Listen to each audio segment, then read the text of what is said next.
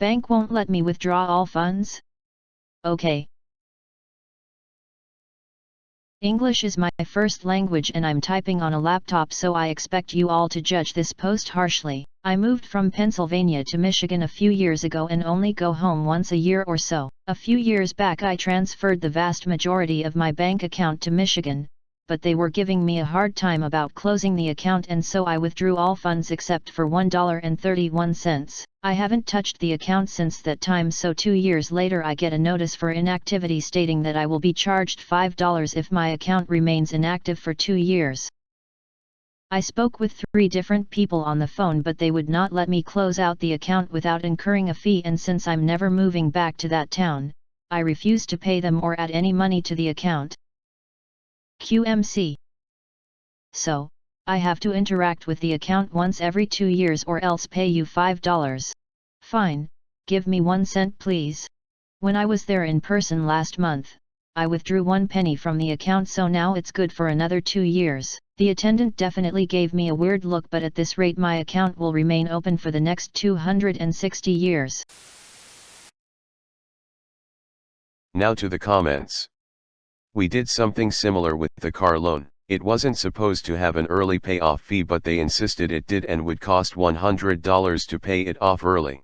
Instead, we paid it down to $1. They kept sending monthly statements saying we are current and our next payment isn't due for 48 months or whenever. Finally, at the end of the year they closed the loan out on their own without any fee. LOL, an early payoff fee sounds so ducking ridiculous. Technically, paying it off early means they're losing a bit of profit since you're avoiding all the extra interest they'd be adding on, depending on the terms of the contract. In other words, how dare you inconvenience us by trying to be financially responsible? We still want our extra money, aka our profits. Edit: since it seems I need to state this, that last line is a joke, people. Yes, companies need to make a profit. However, that won't stop me from sarcastically criticizing the methods in which they do so. Then you turn around and deposit the money right back in. Doesn't it have bill pay? Just pay yourself a penny every once and a while, but mail it, so they have to pay the 50-cent stamp each time. Now this is malicious. Malicious. Oh, bless. But I would still file a complaint with the regulating agency. https://www.occ.trees.gov/about/what-we-do/index-what-we-do.html. Maybe banks will fall over themselves to avoid a federal complaint. Upvote for the perfect intro. At first I thought typo, then I realized genius. All men of genius. Just keep withdrawing and depositing the same penny. Better yet, deposit a different penny. That'll show M. I don't understand why a bank would give a customer a hard time for closing their account. Isn't that just normal banking business? So now they, instead of them just sending you the remaining balance, they increase their own costs including postage auditing. WTF. Weird incentives also cause malicious compliance. Someone is making money based on the number of open accounts. Weird incentives also cause malicious compliance. Or in some cases, outright fraud. Wells Fargo a few years back. You should set up a direct deposit of 0.01 per pay. Hopefully there is a small cost to your bank for DDS. OP replied. Even better.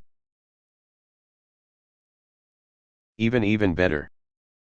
Set up automatic transfers so that every other paycheck you transfer 1 penny out of the bank to your new account, and then on the alternating paycheck, transfer that 1 penny back. Edit: even better.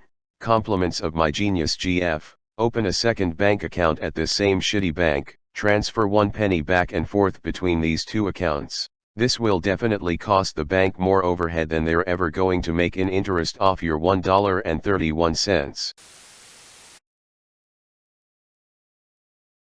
Hilarious.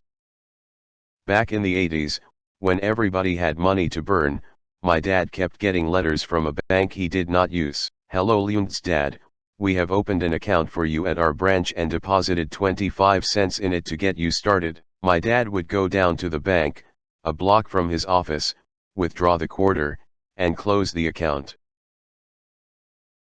"Hello you/where am I?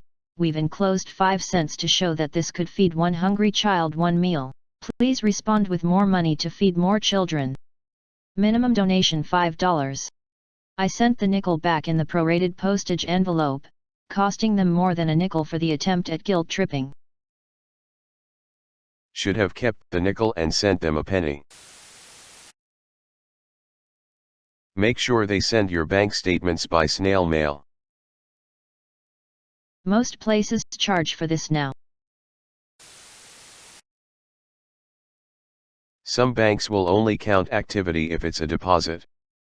They may still charge you the fee. Source: USA Banker. OP replied. They confirmed withdrawing would count. I expect your will to say when you've passed on. And Susie. My dearest Susie, you're now entitled to my entire bank account of $1. My only wish in life is for you to take out one single penny every 2 years. I had an account with Bank of America for a long time when I was younger. I don't recall the exact details at this point, but they pissed me off. Similar situation to OP, they wouldn't let me close the account without either depositing more money or paying them a fee. Well, I didn't want to play their game.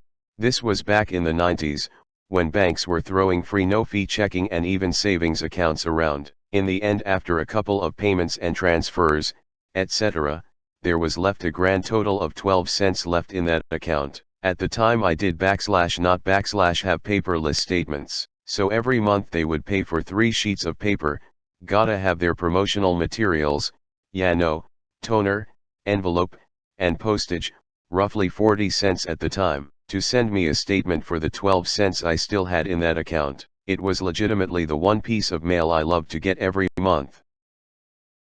And immediately stuff into the shredder. They kept that up for 5 years.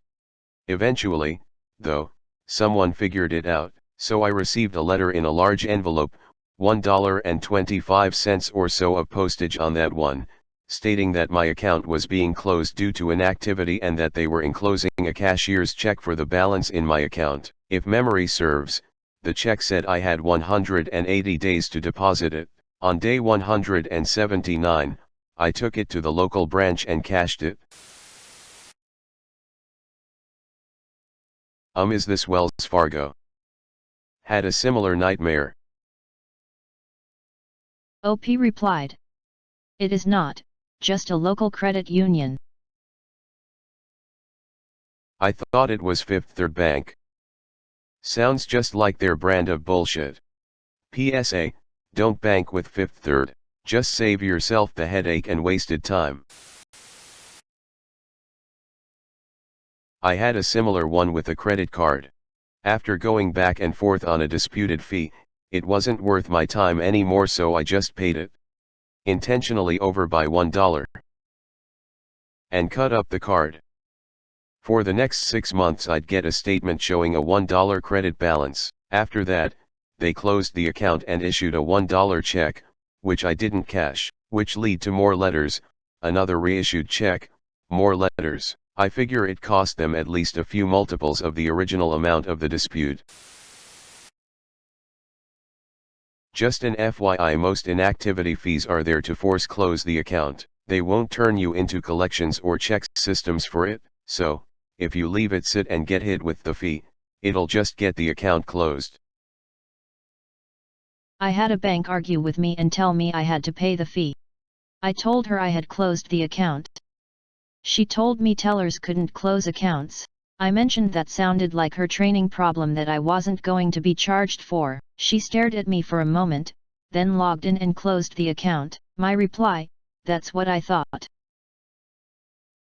That's why some banks have switched from open accounts as a metric, to open accounts with balance or activity. If you're leaving like $20 in the account, it's not worth it for them to keep it open, and they should be incenting staff to help the customer realize that. If the customer keeps a larger balance offsetting the cost, good, but even an account for those living paycheck to paycheck should be profitable, as the bank can collect on debit or other interchange fees. Any bank that makes it difficult to close a barely used, extremely low balance account is shooting itself in the foot.